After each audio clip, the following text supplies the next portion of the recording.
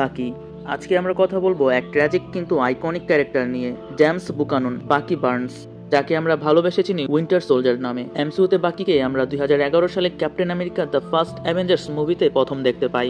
MC অনুযায়ী বাকি ছিল ক্যাপ্টেন আমেরিকা মানে স্টিভ রজার্সের ছোটবেলাকার বন্ধু। দ্বিতীয় বিশ্বযুদ্ধের এক মিশনের সময় সে ধরা পড়ে হাইডার হাতে এবং সেখানে সে এক্সপেরিমেন্টের শিকার হয়। পরে ট্রেন থেকে পড়ে তার মৃত্যু দেখানো হয়, কিন্তু ভাই এটা তো মার্ভেল, মৃত্যু মানেই শেষ না।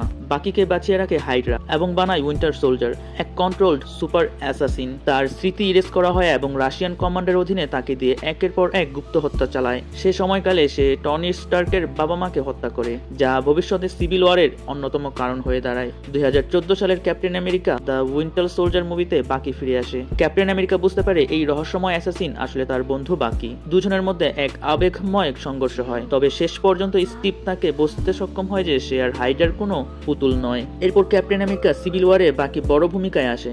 তার অতীত জনসম্মুখে আসে আর অ্যাভেঞ্জার্স টিম দুই ভাগে ভাগ হয়ে পড়ে। মুভি শেষে ওয়াকান্ডাতে সে তার মনের শান্তি ফিরে পায়। ওখানেই সে হোয়াইট ওলফ নাম পায় এবং একটু শান্তিতে বসবাসের সুযোগ পায়। ইনফিনিটি ওয়ারে বাকি ওয়াকান্ডা থেকে ফিরে এসে যুদ্ধে অংশ নেয় এবং থ্যানোসের স্ন্যাপে ধুলো হয়ে যায়। ইন গেম এসে ফিরে আসে। ইন গেম ওয়ারের পর ফ্যালকনকে নিউ ক্যাপ্টেন আমেরিকা হওয়া দেখে বাকি কিন্তু একদম স্বাভাবিক ছিল, যদিও এর একমাত্র অধিকারী ছিল আমার মতে বাকি। তবে বাকি সেটা হাসি মুখে মেনে নেয়। 2021 সালে ডিজনি প্লাস একটি সিরিজ নিয়ে আসে, the Falcon and the winter soldier. এখানে আমরা বাকির গভীর চরিত্র দেখতে পাই। সে তার পাপের প্রায়শ্চিত্ত করতে চায়, সে থেরাপি নেয়, পুরনো হত্যার জন্য ক্ষমা চায় এবং ধীরে ধীরে একজন ভালো মানুষ হওয়ার চেষ্টা করে। সর্বশেষ থান্ডারবোল্টস সেই টিমের মধ্যে একজন ভারসাম্য রক্ষাকারী চরিত্র হিসেবে কাজ করছে।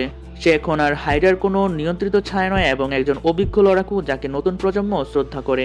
তাহলে আগামী অ্যাভেঞ্জার্স ডুমসডে বা সিক্রেট ওয়ারে তার ভূমিকা কি হবে এবং আমরা বাকির কোনো আলাদা মুভি দেখতে পারি কিনা? যেহেতু এমসিইউর সামনে রয়েছে আরো দুটি বড় ইভেন্ট, অ্যাভেঞ্জার্স ডুমসডে এবং অ্যাভেঞ্জার্স সিক্রেট ওয়ার, ওই মুভিগুলোতে বাপির অনেক গুরুত্ব বেশি হতে পারে, কারণ সে একজন অভিজ্ঞ সুপার সোলজার। তার কাছে আছে ওয়াকান্ডা প্রযুক্তি এবং প্রশিক্ষণের অভিজ্ঞতা এবং সে থান্ডারবোল্টস টিমের মধ্যমণি হয়ে উঠেছে। সত্যি বলতে মাল্টিভার্সের কারণে আমরা হয়তো একাধিক বাকিকেও দেখতে পারি, একজন ভালো এবং আরেকজন হাইডার নিয়ন্ত্রিত ব্যাড ভার্সন।